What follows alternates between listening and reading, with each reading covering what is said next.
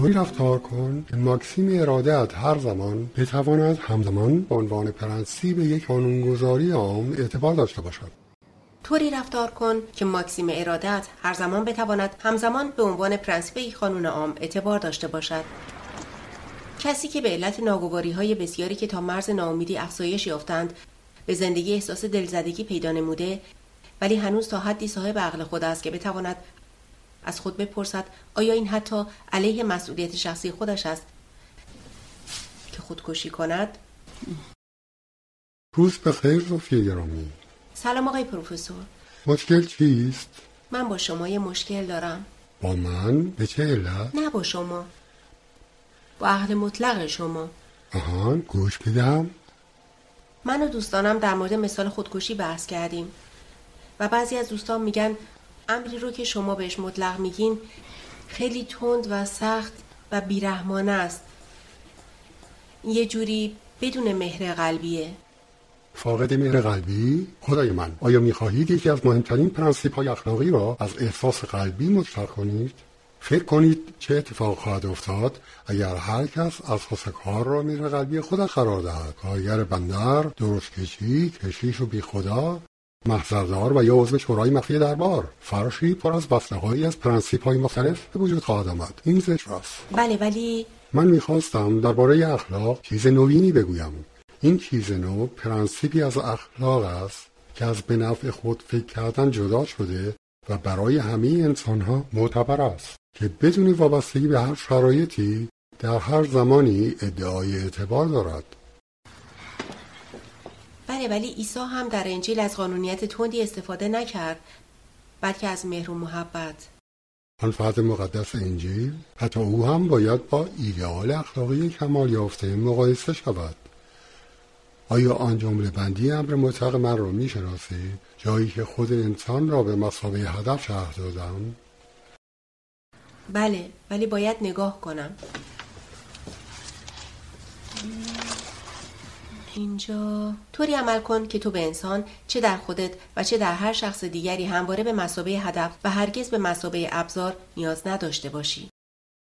می‌بینید اهداف مادی زیادی وجود دارد که رسیدن به آن ملزوم به ابزار است و هیچ هدف مادی نمی‌تواند خود هدف باشد.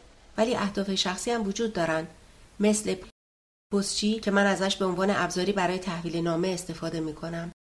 طبیعتاً همه موجودات عاقل تابع قانونی هستند که با هیچ کس، مثلا پستچی شما، نه تنها به مثابه ابزار بلکه همواره و همزمان به مثابه هدفی برای خود رفتار شود. برای شما امپراتوری اهداف چی معنی میده؟ امپراتوری اهداف ایدئال اخلاقی من است. یک اجتماعی از انسان‌های عاقل که در آن هیچ کس به دیگری به مثابه ابزار نگاه نمی کند. انسان باید تحت هر شرایطی خود هدف بماند. حرمت او در این نهفته است. سلام.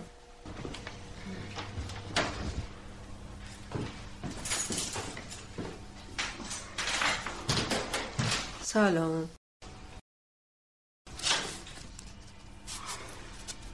به نظر حرفه‌ای میاد. این حرفه‌ای نیست، فقط یه چیز قشنگه. میبینم که بیماری هنوز شفا نیافته.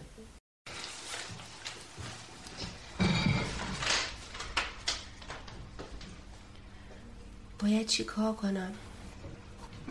کدومش؟ خیلی عاشق شدی؟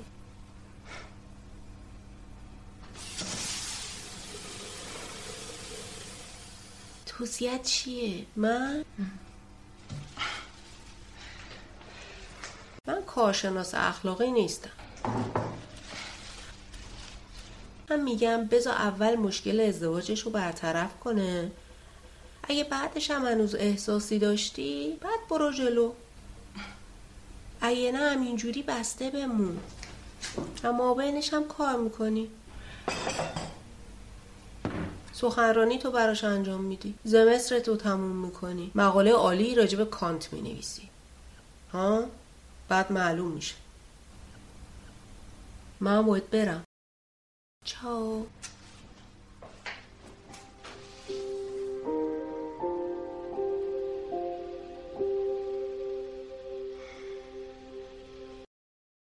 لوکاس؟ های، منم زوفی. مزاحمت شدم یا نه؟ خب من باید حتما ببینمت. میتونیم حرف بزنیم؟ آره میشناسم. 20 دقیقه باشه.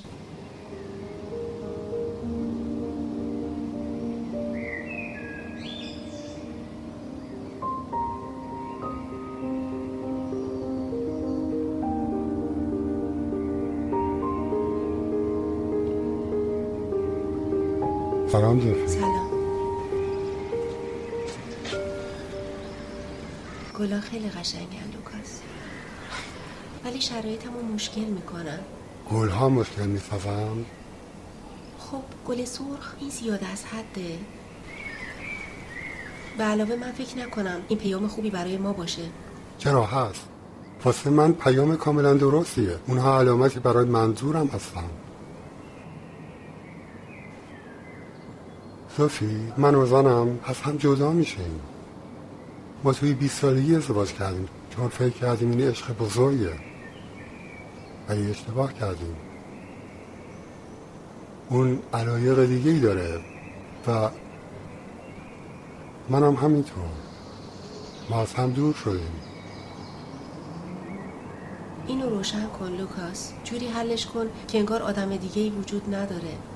ولی تو که الان هستی. چطور میتونی اینقدر مطمئن باشی؟ ما که همو خوب نمیشناسیم. من اینو حس میکنم. من دلم میخواد اول توجهمون رو سخنرانی متمرکز کنیم.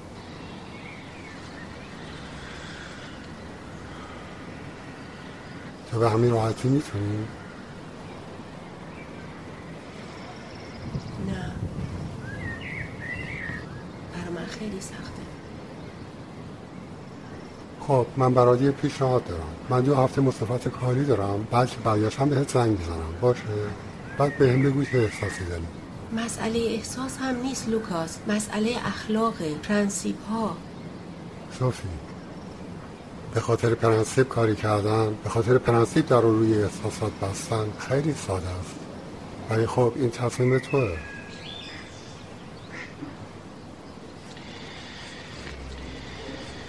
شب زودی زوفی.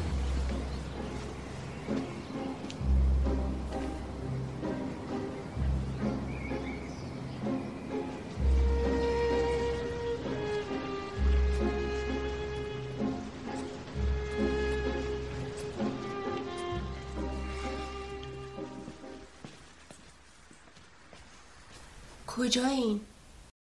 اینجایین؟ بله؟ مشکلی هست؟ میشه گفت بله. اگر میتوانم کمکتان کنم بفرمایید. مربوط میشه به مدل شما راجع به تعیین عمل انسان فقط به کمک عقل. این مربوط به اینه که چرخش کوپرنیکی واسه قانون اخلاقی هم اعتبار داره، درسته؟ شما میدانید معنی چرخش کوپرنیکی چیست؟ بله. برای حواس ما قواعدی رو تعیین میکنه که ما مطابق اون ادراک میکنیم. در فلسفه عملی هم همینطور است. ما قوانینی را میسازیم که خودمان اطاعتشان میکنیم. این را من اتونومی اراده مینامم. میتونم یه سوال بکنم؟ بله. اگه کسی بخواد طلاق بگیره؟ پس ابتدا باید متأهل باشد. بله. یا اینکه کسی دیگه میخواد که اون جدا بشه. آیا اینم یه اراده مستقله؟ نه. اتونومی به این معنی نیست که من هر کاری میخواهم بکنم. پس چیه؟ اتونومی یعنی من از یک قانون خود ساخته اطاعت میکنم و نه از فاکتورهای تجربی مثل تمایل و هوس. این در مورد طلاق چی میشه؟ اینطور که نه مورد اراده بلکه فرم آن تعیین کننده می شود. این فرم تنها می تواند به وسیله عقل یافته شود. آها، و چون فقط انسان عقل داره میتونه علیت طبیعت رو پشت سر بذاره؟ درست است. و این عدم وابستگی از قوانین طبیعی آزادی نامیده می شود. به این صورت منشأ اخلاق در آزادی است. سرچشمه اخلاق در آزادیه. فهمیدم. میتونم یه سوال خصوصی بکنم؟ بپرسید صوفی گرامی. آیا امر مطلق برای شما هم اوج کارهای اخلاقیتونه؟ بله. هرچه مسن‌تر شدم بهتر کردن فرم فلسفه عملی هم برایم جالبتر شد من میخواستم یک قانون اخلاقی مثبت در اختیار انسانها قرار دهم. متافیزیک اخلاق؟ بله، قانون اخلاقی در فرم عقل مطلق تا به حال تنها میتوانست محتوا را به شکل منفی فرموله کند، مانند مثال خودکشی. جایی که در نگاه اول گفته می شود زندگی را حفظ کن، در نهایت یک مطالبه منفی است. یعنی در شرایط سخت زندگی را کوتاه نکن. و متافیزیک اخلاق اینجا آغاز میکنه. دقیقاً. به عنوان بدیلی در مقابل مقدمه پایه‌گذاری هم متافیزیک اخلاق را طراحی کردم که در آن انسانی که میخواد اینجا و امروز اخلاقی عمل کند وظیفه هدفهای مثبتی در دسترس داشته باشد. آزادی نمیبایستی غیر واقعی و انتزاعی بماند. من اینو هنوز نخوندم. مشکلی نیست، شما هنوز فرصت خیلی زیادی دارید زوفیه گرامی.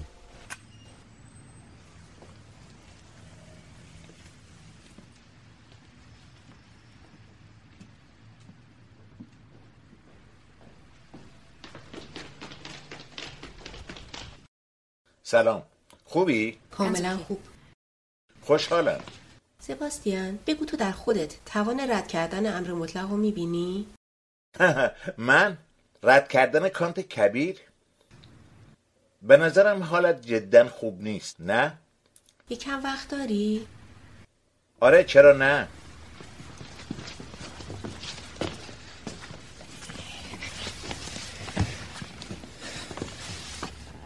خب باید چی کار کنم؟ سباستیان، تو از مشکلم با لوکاس خبر داری؟ یه راهی نشونم بده. آیا امر مطلق اصلا امروزه قابل اجراست؟ آیا من واسه حل مشکلم کاملا بی استفاده‌ام؟ خب من تا این حد پیش نمیرم، ولی من بودم یه حدودی تعیین میکردم. جهان ما اینطوری نیست که عقل کنترل کاملی روی ما انسانها داشته باشه. به کی داری میگی؟ زوفی، تو عذاب وجدان داری، ولی این خوبی تو نشون میده. این بهتر از اینه که زنش برات بی اهمیت باشه. خیلی ممنونم، ولی این به سردرگمی احساسم کمک نمیکنه. خب تو باید بدونی که آیا میخوای احساسات فعلی تو آزاد بذاری یا که میخوای عقل تو به کار بگیری. منظورت عقل یا عشقه؟ طبق کانت عشق باید تابع عقل بشه، چون یه تمایله. ولی به نظر من عشق نقطه مقابل عقل نیست. اون غیر عاقلانه نیست، ولی بیرون عقل قرار داره. سباستیان، من 1 سال زندگیمو وقف به فلسفه کانت کردم. تا جایی که فلسفه تئوریک بود احساس اطمینان میکردم. ولی الان که به مرکز اخلاقش رسیدم، جایی که میبایست ازش واسه زندگیم نتیجه بگیرم، احساس میکنم یه بچه‌ام. وقتی برگشت و بهت زنگ زد میخوای چیکار کنی؟ نمیدونم. ولی میدونم که من نه به خودم و نه به لوکاس و به زنش از نقطه نظر سوری نگاه نمی کنم. ولی میدونم که خوشبختی هرچی کمتر به خوشبختی کس دیگه ای لطمه بزنه، همونقدر بیشتر یه هدف اخلاقیه.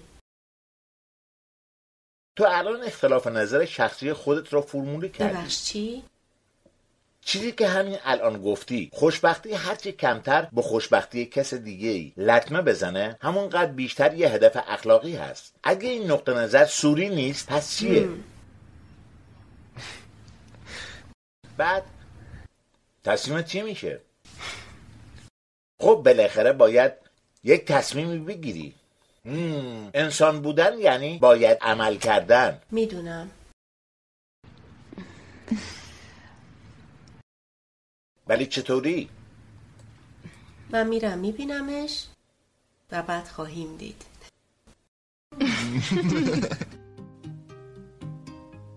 پیتزا؟ او آره. من دعوتت میکنم. چه خوب.